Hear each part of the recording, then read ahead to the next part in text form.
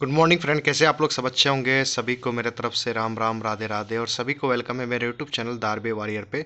तो जो आज का वीडियो रिलेटेड होने वाला है आपकी मॉनेटरी पॉलिसी से रिलेटेड होने वाला है, और जितने भी एसबीआई क्लर्क मेंस देंगे या एसबीआई पीओ इंटरव्यू देंगे या आईबीपीएस पीओ इंटरव्यू देंगे, उनके लिए ये वीडियो इंपॉर्टेंट है। तो आप लोग लास्ट तक देखना। मैं आज कुछ टॉपिक डिस्कस करूंगा क्योंकि आज मॉनेटरी पॉलिसी का इस फिनेंशियल का 5वां मॉनेटरी पॉलिसी आया है। ठीक है, आरबीआई के द्वारा रिलीज किया गया अपने शक्तिकांत दास जी के द्वारा, जो 25th गवर्नर है अपने। उसने मीटिंग आज जितने भी रेट थे क्या थे सब चीज़ बताऊंगा। उसके बाद आप लोग लास्ट तक देखना, मैं सारी चीज़ इसमें क्लियर करूंगा। तो इस फिनेंशियल ईयर का ये 5वां था। तो आप मान के चलो कि ये बाई मंथली आता है, 2 मंथ पे एक बार आता है। तो जैसे अप्रैल मई हो गया, जून जुलाई हो गया, अगस्त सितंबर हो गया, अक्टूबर नवंबर हो गया, अब ये दिसंबर जनवरी चलेगा। ठीक है, ये ध्यान रखना। फिर फरवरी मार्च आएगा। तो आप ये 5वां स्टेट रो में आप देखो कि नो चेंज हुआ है, कोई मॉनेटरी पॉलिसी में कोई चेंज नहीं हुआ है। जैसे reverse repo rate, repo rate, ये सब में कोई चेंज नहीं हुआ। तो हम लोग थोड़ा सा बैकग्राउंड को थोड़ा सा खंगालेंगे। ठीक है, क्या था नहीं था, कैसे बना क्या नहीं बना। तो चलिए स्टार्ट करते हैं। तो मॉनेटरी पॉलिसी में एमपीसी होता है, मॉनेटरी पॉलिसी कमेटी। ठीक है, ये किसके कब इस्टेब्लिश्ड हुआ? 2016 में। ये थोड़ा सा ध्यान रखिएगा, स्टैटिक है ये। ठीक है, ये मॉनेटरी पॉलिसी आरबीआई द्वारा बनाया जाता है, उसी के अंदर मॉनेटरी पॉलिसी कमेटी होता है। मॉनेटरी पॉलिसी कमेटी को कब बनाया गया था? 2016 में। कमेटी किस कमेटी के द्वारा? उर्जित पटेल कमेटी जी के द्वारा बनाया गया था। ठीक है, और ये बनाने का रीजन क्या था? मॉनेटरी पॉलिसी कमेटी का क्या मतलब उद्देश्य है, ऑब्जेक्टिव क्या है? एक तो ग्रोथ एंड डेवलपमेंट, दूसरा रीजन फाइनेंशियल स्टेबिलिटी। आपसे जब इंटरव्यू में पूछे तो आपको यही जवाब देना है कि मॉनेटरी पॉलिसी कमेटी बनाने का रीजन क्या था। तो आपको जवाब देना है कि सर फर्स्ट तो ग्रोथ एंड डेवलपमेंट के लिए और दूसरा फाइनेंशियल स्टेबिलिटी के लिए। ठीक है, अब ये एमपीसी में कितने मेंबर होते हैं? मॉनेटरी पॉलिसी कमेटी में 6 मेंबर होते हैं। 3 होते हैं गवर्नमेंट ऑफ इंडिया के, 3 होते हैं आरबीआई के। ठीक है, तो 3 गवर्नमेंट ऑफ इंडिया के नाम आपको जानना है। असीमा गोयल जी हैं, जयंत आर वर्मा जी हैं, शशांक भिड़े जी हैं, और जो 3 आरबीआई के हैं वो अपने शक्तिकांत दास जी हैं, माइकल डी पत्रा जी हैं, राजीव रंजन। ये नया है नाम, ये इसी साल ऐड हुआ है। ठीक है, थोड़ा सा ध्यान रखिएगा। ठीक है, आइए अब दूसरे पेज पे चलते हैं। जो चीज़ हुआ है वो चीज़ बात करते हैं। सबसे पहली बात है कि instrument of monetary policy, direct tool होता है, इनडायरेक्ट टूल होता है। डायरेक्ट टूल में 3 चीज़ें होती है, सीआरआर होता है, कैश रिजर्व रेशियो होता है, एसएलआर होता है, रीफाइनेंस फैसिलिटी होता है। यहाँ पे आर मिट गया, यहाँ पे एफ मिट गया है, कोई दिक्कत नहीं है। तो इसका जो रेट देखो आप चेंज नहीं हुआ। तो सीआरआर 4.5% है, एसएलआर 18% है। इनडायरेक्ट आप रेपो रेट कितना है? 6.50 है, ये भी no change. Reverse repo rate 3.35% है। मार्जिन स्टैंडिंग फैसिलिटी 6.75 है। बैंकिंग रेट 5.15 है, और स्टैंडिंग डिपॉजिट फैसिलिटी 6.25 है। ये सारे कोई चेंजेस नहीं हुआ। ठीक है, तो आइए थोड़ा सा और मैं इस पे इलेबोरेट करूंगा, इसका डिफिनेशन वगैरह भी बताऊंगा। रुक जाओ। तो आप देखिए, इन्फ्लेशन फोरकास्ट फिनेंशियल ईयर 2024 है, मींस फिनेंशियल ईयर 2023 से 24 की बात हुआ। जब 24 लिखा हुआ रहता है तो आप समझ जाना कि ये 2023 और 24 जो करंट चल रहा है फाइनेंशियल, उसके बारे में। तो पूरे साल का, पूरे फाइनेंशियल ईयर का 5.4% रहेगा। अब आइए क्वार्टर 3। अब क्वार्टर 3 क्या होता है ये? अब क्वार्टर देखिए, क्वार्टर 1 होता है आपका अप्रैल मई जून, 3 मंथ का। फिर क्वार्टर 2 जुलाई अगस्त सितंबर। अब क्वार्टर 3 जो होगा अक्टूबर नवंबर दिसंबर। तो ये 5.6% का है। क्वार्टर 4 जनवरी फरवरी मार्च, क्वार्टर 4 जनवरी फरवरी मार्च फाइनेंशियल 2024 5.2%। ठीक है, अब क्वार्टर 1 अगले फाइनेंशियल ईयर का, फाइनेंशियल ईयर 2025 का, मीन्स 2024 से 25, अप्रैल मई जून। तो यहाँ पे 5.2% है। क्वार्टर 2 फाइनेंशियल ईयर 2025, अब मतलब अप्रैल मई जून के बाद जुलाई अगस्त सितंबर के लिए 4 पॉइंट्स रखा है, जो कि बैंडविथ है। आरबीआई का होता है ना कि इन्फ्लेशन जो बैंडविथ रखा हुआ है 2% से 6% के बीच में। ठीक है, तो उसके नीचे इसको लाना है। ठीक है, ये आप देखो, तो ये आप देख लो। अब देखो एक चीज और न्यूज, फॉरेक्स रिजर्व स्टूड कितना है अभी 1 दिसंबर का। ये न्यूज है जो आप अपने शक्तिकांत दास जी के जो ने उसने अपने मतलब जो वहां पे इंटरव्यू में जो बोला, 604 बिलियन डॉलर है। ठीक है, तो 1 दिसंबर का डेटा है, जो कि नवंबर से बढ़ा है। ठीक है, समथिंग 2.04 बिलियन से बढ़ा है। ठीक है, तो आपको ये डेटा याद रखना है कि फॉरेक्स रिजर्व कितना है अभी, $604 बिलियन है, ठीक है। और एक चीज़ अपडेट और हुआ है कि जब हम हॉस्पिटल या एजुकेशनल इंस्टीट्यूशन में करते थे, यूपीआई के ट्रांजैक्शन करते थे, तो वो 1 लाख लिमिट था यूपीआई के थ्रू। अब बढ़ा के इसको 5 लाख कर दिया है। मैंने यहाँ पे लिखा नहीं है, मैंने वहाँ पे जो पढ़ा था वो आपको बता रहा हूँ। हॉस्पिटल में और एजुकेशनल इंस्टीट्यूशन में 1 लाख था यूपीआई के थ्रू, जिसको बढ़ा के 5 लाख कर दिया है, ठीक है। ये डेटा हो गया। एक डेटा और आपको बताते हैं, आरबीआई का जीडीपी, इस पे बात करते हैं। देखिए, ये आरबीआई के द्वारा जो मॉनेटरी पॉलिसी जीडीपी है, आरबीआई के द्वारा जो जीडीपी दिया गया है, फाइनेंशियल 24 मीन्स पूरे एक फाइनेंशियल ईयर का 23-24 का है 7%, ठीक है। Q3 के लिए फाइनेंशियल 2024 6.5% है। Q3 मैंने समझा चुका हूँ। Q4 financial 24 6%, Q1 financial 25। अब ये 2024 और 25 वाली की बात कर रहे हैं, मतलब अप्रैल मई जून की बात कर रहे हैं, तो 6.7%। Q2 financial 25 6.50। तो ये डेटा आपको याद रखना है, कहीं से भी आपके एसबीआई क्लर्क मेंस में क्वेश्चन बन सकते हैं। अब आइए बात करते हैं, अब थोड़ी सी इनकी डिफिनेशन के बारे में बात करते हैं। ये थोड़ा सा ध्यान से सुनना। देखो, होने को तो आज बहुत मॉनेटरी पॉलिसी जो आज आरबीआई के द्वारा जारी किया गया है, बहुत सारी चीज़ें हैं, तो एक वीडियो में तो बहुत सारी चीज़ कवर नहीं हो सकता। जो चीज़ें कवर है फिलहाल मैं वो कवर कर देता हूँ आपके साथ। जो इंपॉर्टेंट था मैंने वो आपके साथ कवर कर रहा हूँ, सीधी सीधी बात है।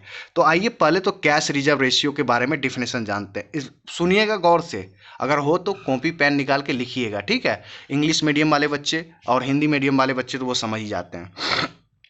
तो क्या होता है CRR? The share of NDTL.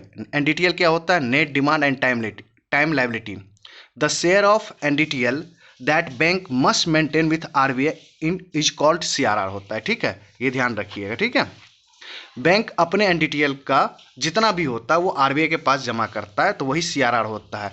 Bank अपने एनडीटीएल का शेयर आरबीआई के पास जमा करता है। अब एनडीटीएल क्या होता है, आपके दिमाग में चल रहा होगा, व्हाट इज एनडीटीएल? एनडीटीएल होता है फुल फॉर्म। सबसे पहली बात होता है कि जैसे इंटरव्यू में आप जब एनडीटीएल का नाम बोलेंगे तो वो पूछेगा कि आपसे कि बताइए बच्चे एनडीटीएल क्या होता है, तो आपको बताना है सबसे पहले तो full form, net demand and time liability. अब डिमांड मतलब CASA, current account, saving account, और लायबिलिटी होता है डिपॉजिट, जिसको हम एफडी आरडी बोलते हैं, फिक्स डिपॉजिट और रेकरिंग डिपॉजिट, ठीक है। टाइम में आता है वो, क्योंकि अब देखिए, अब डिफिनेशन सुनिएगा, थोड़ा सा गौर फरमाइएगा यहाँ पे एनडीटीएल का। एक दिन में जितना पैसा जमा होता है बैंक में, उसमें से जितना पैसा निकाल लिया जाता है, मीन्स निकाल लिया जाता है कि बैंक मान लो लोन में बांट दिया या इन्वेस्टमेंट कर दिया उस सेंस में, और फिर उसके पास जो बच गया तो उसी को एनडीटीएल ऑफ बैंक बोलते हैं, ठीक है।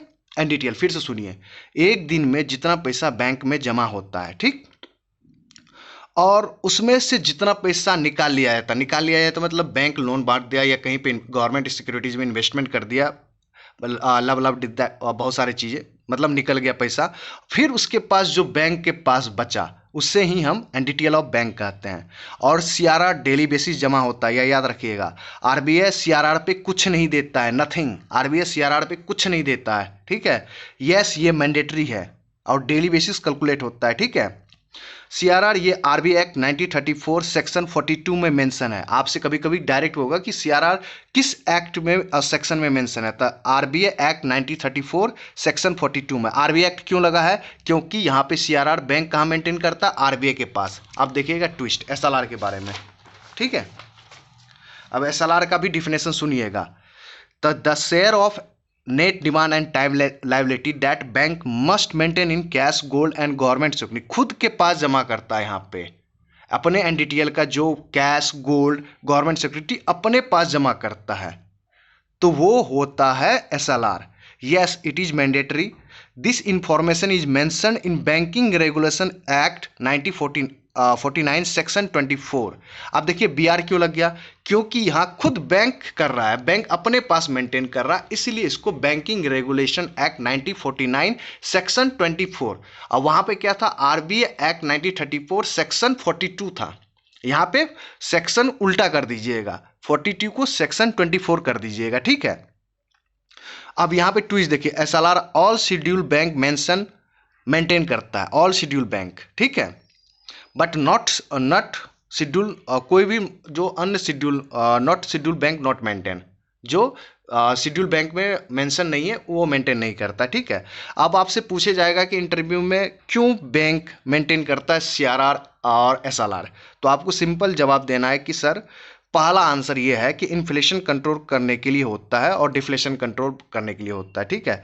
बैंक कभी भी फेल्योर नहीं है इससे, ठीक है। तो अब और ज़्यादा डिटेल में नहीं जाएंगे, नहीं तो बहुत लंबा हो जाएगा, तो वो आप टीचर वगैरह से देख लीजिए। मैं थोड़ा सा आपको डिफिनेशन समझाने की कोशिश करना है, तो फिर बहुत लंबा वीडियो हो जाएगा। अब देखिए रीफाइनेंस फैसिलिटी क्या होता है ये मैं बता देता हूँ। आरबीआई है ना, आरबीआई जब फाइनेंस करता है बैंक को, अब बैंक वही पैसा अपने कस्टमर को फाइनेंस करता है। मान लीजिए कि आरबीआई ने बैंक को अब लोन बांटना है, अब बैंक के पास पैसा नहीं है फिलहाल, तो बैंक क्या करेगा कि मान लो कि रेपो रेट पे लोन लिया आरबीआई से, हे रेपो रेट मुझे लोन दे दो। मान लो कि 6.50 पे लोन मिल गया, बैंक ने रेपो रेट से 6.50 इंटरेस्ट पे लोन लिया, तो आरबीआई यहाँ पे दे दिया बैंक को। अब बैंक क्या करेगा, अपने कस्टमर को 7% 8% पे वो जो बांटेगा पैसा, तो उसी को रीफाइनेंस कहते हैं, ठीक है। तो आप समझ गए होंगे इसको अच्छे से। ये सिचुएशन क्राइसिस, कोविड-19 ये सब टाइम में होता है, जब मान लो कुछ आपदा आ जाए, कुछ मतलब बहुत खराब चीज आ जाए, तब बैंक को ये जरूरत पड़ता है, ठीक है। अब आइए रेपो रेट की बात करते हैं। अब इसके बारे में बात करते हैं, थोड़ा सा डिफिनेशन फटाफट कर लेते हैं। एचडीएफओ के बारे में नहीं करेंगे, कुछ कुछ आपको ऊपर ऊपर समझाने की कोशिश करते हैं, फिर एक बढ़िया मतलब इंटरव्यू के लिए अलग लेके आऊँगा, ठीक है। तो सबसे पहले बात आता है इसका फुल फॉर्म। रेपो रेट का फुल फॉर्म बहुत सारा होता है। आरआर का मतलब होता है रेपो रेट, एक हो गया। इसका दूसरा नाम होता है रीपरचेज ऑफर रेट होता है, एक होता है रीपरचेज ऑप्शन होता है, एक होता है रीपरचेज एग्रीमेंट होता है। तो आपको थोड़ा सा ध्यान रखना पड़ेगा, इसका मीनिंग होता है, ठीक है। रेपो रेट वो रेट है जिस रेट पर आरबीआई बैंकों को शॉर्ट टर्म के लिए लोन दिया जाता है। सुनिएगा ध्यान से, रेपो रेट वो रेट है जिस रेट पर आरबीआई बैंकों को शॉर्ट टर्म के लिए लोन दिया जाता है। Short term means maximum 90 days के लिए, ठीक। मिनिमम 5 करोड़ लोन मांगना पड़ता है बैंक को, अगर मैक्सिमम लेना है तो 0.5% ऑफ एनडीटीएल। मिनिमम कितना ले सकता है रेपो रेट पर बैंक आरबीआई से? 5 करोड़। और मैक्सिमम कितना ले सकता है अपने एनडीटीएल का? 0.5%। अब जितना एनडीटीएल आप समझ गए थे क्या था एनडीटीएल, उसका जितना बचेगा उसका 0.5% निकाल के आप ले लीजिए आरबीआई से मैक्सिमम लोन। तो ये हो गया। बैंक रेट की बात करते हैं। बैंक रेट वो रेट है जिस रेट पर आरबीआई बैंकों को लोन बांटता है फॉर लॉन्ग टर्म के लिए। देखिए ये डेफिनेशन है, बट मेरा मानना है कि बैंक रेट कोई रेट नहीं होता, ये एक पेनल्टी रेट होता है। क्योंकि जब आप लोन नहीं चुकता करते, मान लीजिए बैंक रेपो रेट पर लोन लिया, मैक्सिमम 90 डेज के अंदर में लोन लेते हैं। अगर उस 90 डेज के अंदर में आप नहीं चुकाते हैं, मान लीजिए आपको समय दिया कि चुकाना, आप नहीं चुकाए, तब बैंक क्या करता है कि चलो तुमको 1 साल के लिए मैं देता हूँ, इतना दिन में तुम्हें लोन, वो 90 डेज के बाद जो डेट बढ़ाता है ना, तो वो कन्वर्ट हो जाता है बैंक रेट में। इसीलिए उसको हम लोग पेनल्टी रेट भी कहते हैं। देखिए हम बता देते, कोई भी बैंक आरबीआई से बैंक रेट पे डायरेक्ट लोन नहीं ले सकता, वो रेपो रेट पे लेता है, फिर वो 90 डेज प्लस होगा तो बैंक रेट अपने आप वो लग जाता है, ठीक है, ये ध्यान रखिएगा। अब आइए एमएसएफ के बारे में बात करते हैं, मार्जिनल स्टैंडिंग फैसिलिटी। एमएसएफ वो रेट है जिस रेट पर आरबीआई बैंकों को लोन देता है फॉर 1 डे, एक दिन के लिए, याद रखिएगा। ओवरनाइट फैसिलिटी है इसमें, ये याद रखिएगा, ठीक है। मिनिमम कितना ले सकता है एमएसएफ के द्वारा? 1 करोड़। और मैक्सिमम कितना ले सकता है? 3% ऑफ एनडीटीएल। ये कोविड के दौरान था, वैसे आइडियली 1% ऑफ एनडीटीएल ही होता है, ठीक है, ये याद रखिएगा। और एमएसएफ को कब लॉन्च किया गया था? 2011 में। किसने इंट्रोड्यूस किया था? जी महालिंगम के द्वारा इंट्रोड्यूस किया गया था, ठीक है, एमएसएफ को, ये याद रखिएगा, ठीक है। इसी एमएसएफ में आता है आपको 1 डे का मीन्स कॉल मनी आता है, आपको नोटिस मनी आता है, टर्म मनी आता है, ये सब सारे चीज़ आते हैं। और एमएसएफ में अब पहले आरआरबी को अलाउ नहीं था, बट अब अलाउ कर दिया गया है, ठीक है। तो ये सब सारी चीज़ बहुत सारे। अब देखिए, अब आइए रिवर्स रेपो रेट के बारे में बात करते हैं। जब बैंक के पास एक्सेस मनी होता है, तब बैंक आरबीआई के पास वो पैसा जमा करके इंटरेस्ट अर्न करता है, ठीक है, समझ रहे हैं। अब क्या करेगा, इसमें क्या होता है, रिवर्स रेपो रेट में क्या होता है, जब बैंक के पास, मान लीजिए कि बैंक का कोई एसबीआई है, मान लीजिए उसके पास बहुत सारा पैसा आ गया, अब वो चाह रहा है कि इंटरेस्ट हम कहीं और से कमाए, तो वो क्या करता है कि आरबीआई के पास जमा रख के वहां से वो इंटरेस्ट पैसा जमा अपने कमाता है, ठीक है। तो ये सारी चीज हो गई। एचडीएफ भी वही चीज है, बस डिफरेंस क्या है कि इन दोनों में सिक्योरिटीज, एक में सिक्योरिटीज रखना पड़ता है, एक में नहीं रखना पड़ता। ये मैं अलग मैंने प्लेलिस्ट में बना रखा है, ये डिफरेंस बिटवीन ट्रिपल आर और एसडीएफ, ठीक है। तो वीडियो थोड़ा सा लंबा ज़्यादा बन गया क्योंकि 15 मिनट का हो गया, तो फिर आप लोग देखोगे भी नहीं, ठीक है।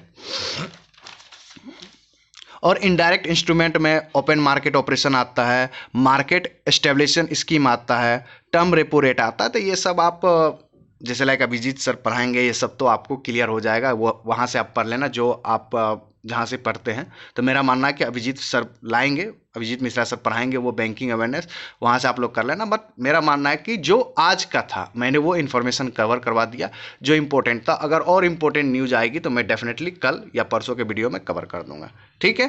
Thank you very much. अगर वीडियो पसंद हो मतलब वीडियो अगर अच्छा लगा तो लाइक कीजिए, सब्सक्राइब कीजिए और अपने फ्रेंड के साथ शेयर कीजिए। Okay, good luck.